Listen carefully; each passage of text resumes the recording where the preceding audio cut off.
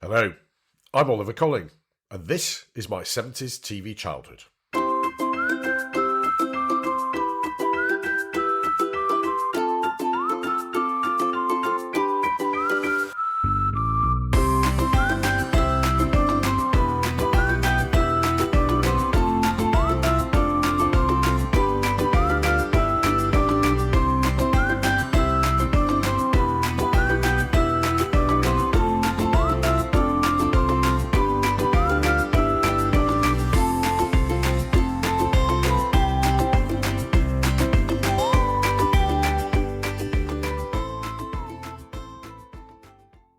Hello again, and a very warm welcome back to my 70s TV childhood. It's great to be with you again, and apologies for the recent delays in production. As an amateur podcaster, life sometimes gets in the way. So if you miss me, then thank you. And if you're listening as part of a catch-up on our episodes to date, then you won't know what I'm talking about, but thank you all the same for being here and for listening. If you haven't listened before, here's a very brief intro. As the title suggests, we are all about growing up as a child in the 1970s, and in this case, 1970s Britain. We're also a place where we remember the central role that TV had in our lives back then. Even though we only had 3 channels, some of us were watching in black and white, and the fact that many people didn't own their own TVs because they rented them from one of the many TV rental companies, television was a huge force for bringing people together in 70s Britain. Whilst things were a bit grim for the UK, we spent our time, us and our parents, enjoying what television we had. And it was a common factor in popular life and culture, in a way that I don't think it ever has been, either before or since. So that's what we're about. And we're also about giving you a place to share your memories and thoughts. As always, thank you to those of you who've been in touch with your thoughts, many and varied as usual, and thankfully, mostly complimentary. If you'd like to share your thoughts, you can do so via our blog at www.my70stvchildhood.com, tweet at 70stvchildhood, visit our Facebook page at my70stvchildhood, or you can email me directly, Oliver at my70stvchildhood.com. Now, a couple of listeners have been in touch and accused me of being far too biased towards the BBC in my reminiscences. It is true that many BBC shows have featured in our previous episodes, but I think I've also featured quite a few ITV shows too, such as Pipkins in our episode Comic, Death and Pipkins, the horsey dramas Black Beauty and Follyfoot in our episode Blow, Blow the Lightning Tree, and also Magpie when I spoke to listener James in our Swap Shop or Tiswas show. Magpie was although it was quite a rock tune. Yeah. And I, again, just reminding myself about it, I was just quickly scooting onto Wikipedia, and I didn't realise it was the Spencer Davis group who did it. It was quite funky. Yeah, it was really quite funky. 1 for sorrow, 2 for joy, 3 for a girl, 4 for a boy. With a bit of heavy guitar in there as well.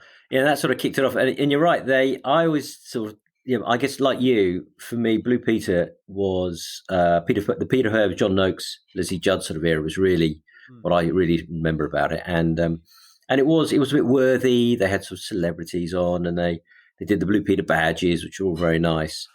I have to say, I do have fond memories of John Noakes and Shep the dog, and and he was always doing some crazy things, or getting stuck up a pole, or falling, or something. Yeah, again, it was like a guilty pleasure turning over to Magpie, which was they always sort of a bit trendy clothes and the big hair and. It was a slightly different, more groovy world. Yeah, because I remember they had, I don't know if he was on it all the time, they had Tommy Boyd came onto it as well. I don't remember him. He was instead of Mick Robertson had the dark curly hair, he had light curly hair, sort of blonde curly hair. Oh, right. Yeah, so it was all a bit more wild, a bit more daring. And they also had, I'm trying to remember the other presenters. So Susan Stranks was on it, I remember. And then the lovely Jenny Hadley, who was former Bond girl, I think. Yes. Again, I remember her. Yeah, they're a little bit more sort of glamorous. That's exactly it. That's exactly it, James. Glamour. Not much glamour about Blue Peter. No, steady. nice and steady. You're building your models or something, whereas they were all a bit rock and roll a little bit on Magpie. Do you know, even now I still feel a bit guilty for pretending to some people that I preferred Magpie to Blue Peter. You know, even small children try and play to a certain image. And I suspect Tommy Boyd, Mick Robinson and Jenny Handley, whatever they're doing now, are still the coolest pensioners in town. Anyway, I want to do something to appease those listeners who think I'm biased against ITV, or the commercial programme, as people used to call it. In fact, I remember one of my friends at primary school, his dad used to often say, we only ever watch the BBC and never turn over to the commercial channel, as if it was some kind of badge of pride. I also couldn't really understand why anyone wouldn't watch the brilliant adverts that used to be on when I was a child. So, ITV had a huge range of excellent children's TV programming, particularly some of the dramas they produced, which were, and still are, absolutely terrifying. I haven't seen Children of the Stones for about 40 years, but I still shudder to remember the whole creepiness of the same show. Similarly, The Georgian House introduced me at a reasonably early age to the problems of racism in society, as it brought an 18th century slave boy, played by Brinsley Ford, formerly of the Double Deckers, later to be of Aswad, into the 20th century. All great shows and worthy of episodes themselves, I think. But today I'm going to focus on a pair of animators who began their career together in children's TV in the early 70s.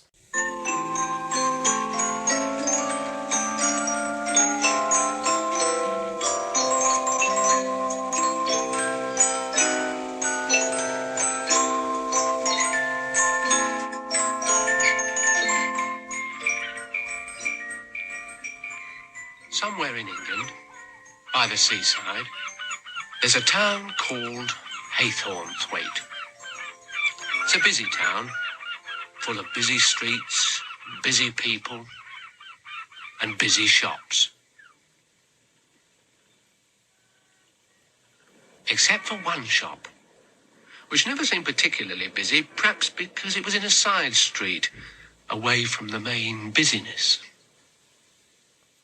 But it was a good shop to go into if you had time, because it sold interesting things. It was owned by a lady who was called, by anyone privileged enough to know her well, Aunt Mill. Now, Aunt Mill had a nephew called Sam. Now, Sam was just like other boys, except for one thing. He had a magic ball, which could take him to all sorts of places and bring him back again. The Magic Ball, or Sam and His Magic Ball, as I've always thought it was called until I just did a little bit of research, was one of the first productions put together by Brian Cosgrove and Mark Hall, and it aired for the first time in 1971. It was set in the small seaside town referred to in the introduction, and the stories were narrated by Eric Thompson of Magic Roundabout fame. I think it must have been a very small world in children's television in the 1970s, because the same names keep cropping up in our reminiscences over and over again. Now, the main character was Sam, as in most of the cartoons of the time, a little boy, who spent time in his aunt's antique shop, which never seemed to have any customers or sell anything, but provided objects with which Sam could have adventures via his magic ball. Alright, stop sniggering. Sam's magic ball used to glow and emit strange music when an adventure was about to start. Now, I can't remember for the life of me how Sam used to activate his magic ball. Oh, look, I said already, no sniggering, please. But it was a bit like a cross between the opening sequence of Joe 90 and a typical episode of Crystal Tips and Alistair.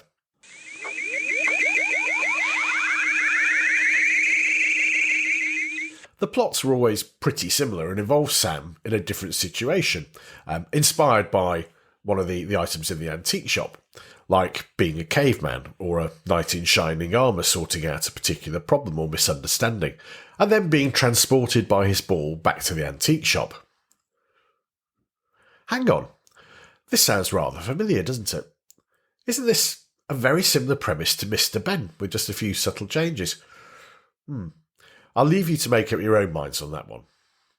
The one thing I do remember, though, is at the end of every episode, once young Sam had returned from his adventures, his aunt would say, "And where have you been, young man?" to which the answer was always, "Oh, nowhere much." The Magic Ball was Cosgrove and Hall's first animated kids' TV show, made by their first production company, Stop Frame Animations. The two men met at Manchester College of Art and Design as students and set up their business in 1969. Their first projects included public information films and adverts for things like the TV Times. But The Magic Ball, allegedly filmed in a garden shed, was their first mainstream series. The company also produced animated opening sequences for other children's programmes, such as this one, which began in 1972.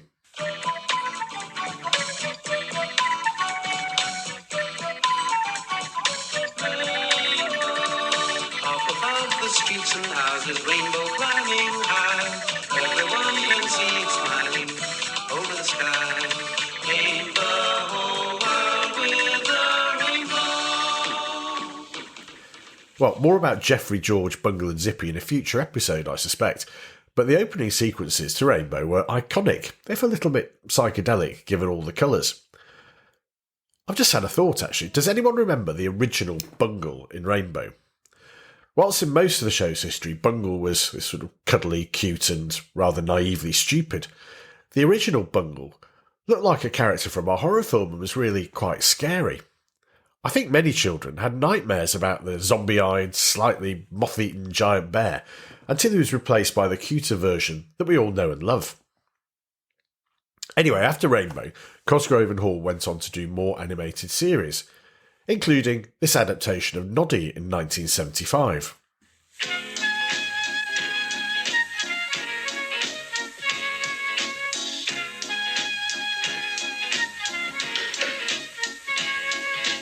I may be small, but I feel so tall in Toy Town.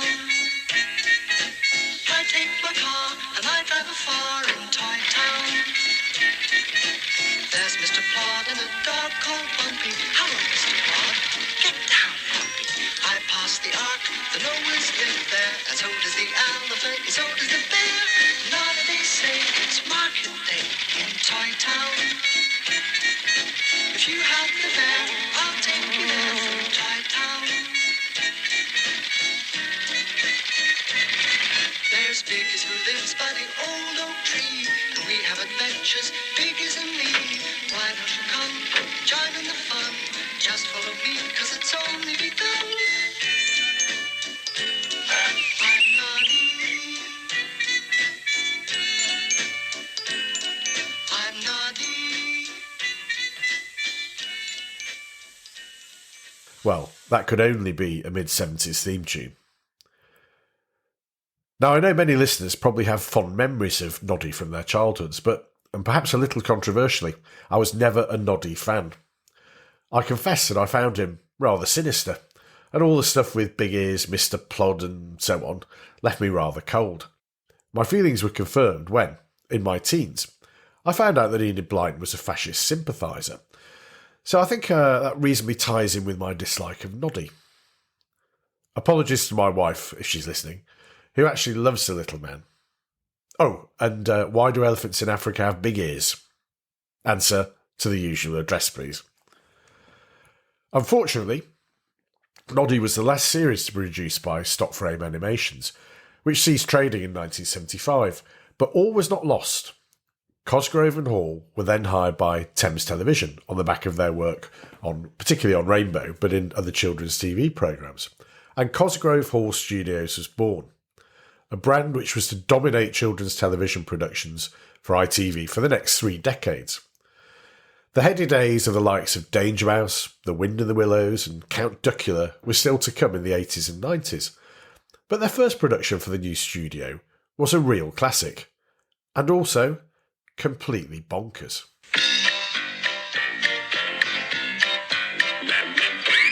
Jump in, we'll take you for a spin and show you round the wheelie world.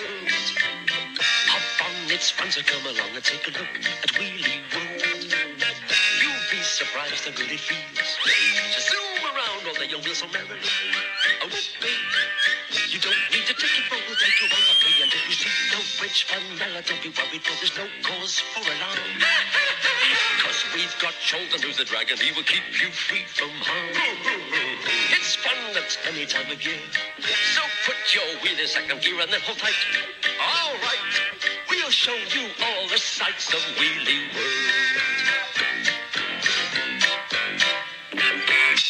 I do wonder what happened. Perhaps Cosgrove and Hall were sitting around in the ITV canteen when in walked Brian Truman, who at the time read our local news in the Northwest on the nightly regional programme Granada Reports. Cosgrove, or perhaps Hall, asked Brian, have you got any good ideas for a children's TV show? To which Brian replies, well, actually, Mr. Cosgrove, or Mr. Hall, I do. It's a show about a happiness dragon called Chorlton, who lives with a race of people called the Wheelies, who, wait for it, have wheels. Like it so far, says Cosgrove, or Hall, or both of them probably. And, well, says Brian, the land is terrified by an evil witch who has a strong Welsh accent, and her name's Fenella. She lives in a giant kettle, and in every episode, Chorlton helps the Wheelies defeat whatever Fenella's evil plot is. Cosgrove and Hall look at each other, and one of them, Cosgrove or Hall, says, Brian, that's brilliant. Let's make 40 episodes over 3 series. It'll be a smash hit. And, well, it was. The whole thing was mad, but also very silly, which meant that children loved it. Chorlton, our hero, was a rather dim but well-meaning happiness dragon, as we've said, who was sort of along the lines of Bernard Bresslaw in many of the Carry On films.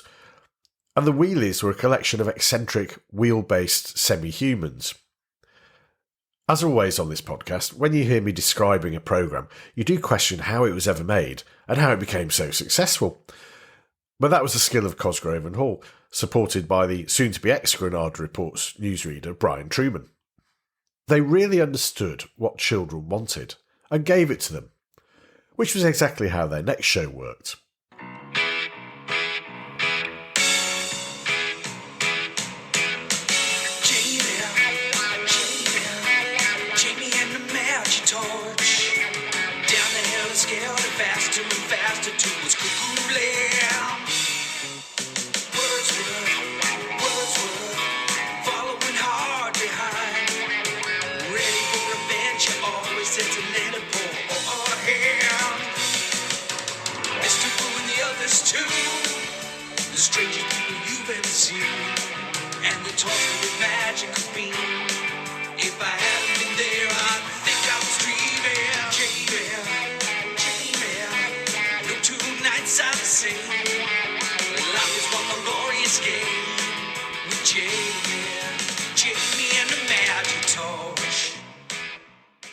I used to love Jamie and the Magic Torch, and I think the opening sequence explains why.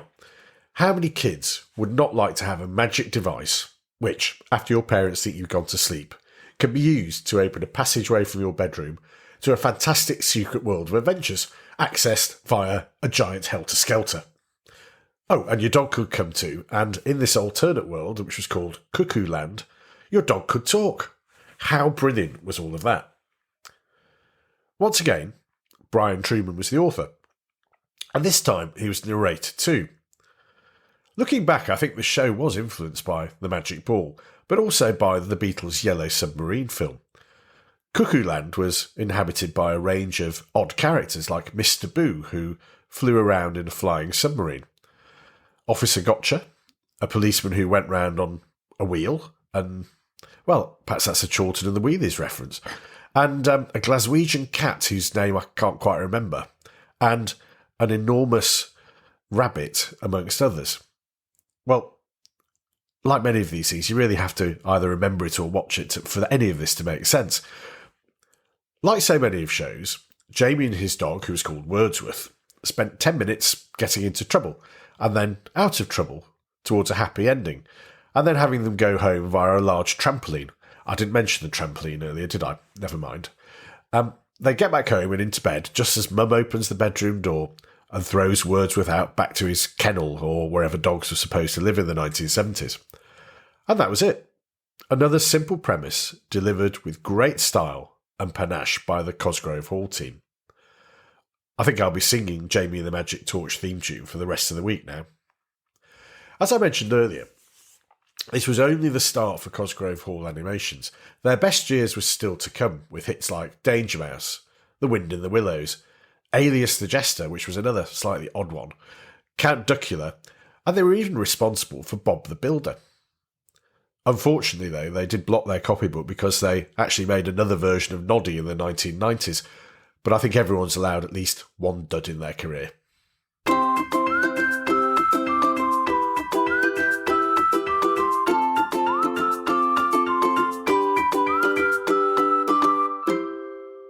Do you remember Jamie and the Magic Torch? Or perhaps you actually did love Noddy? Let me know on our blog at www.my70stvchildhood.com. Tweet at 70stvchildhood. Post on our Facebook page at my70stvchildhood. Or you can email me direct, oliver@my70stvchildhood.com. Well, that's all for now. So look after yourselves and join me again soon for more from My 70s TV Childhood.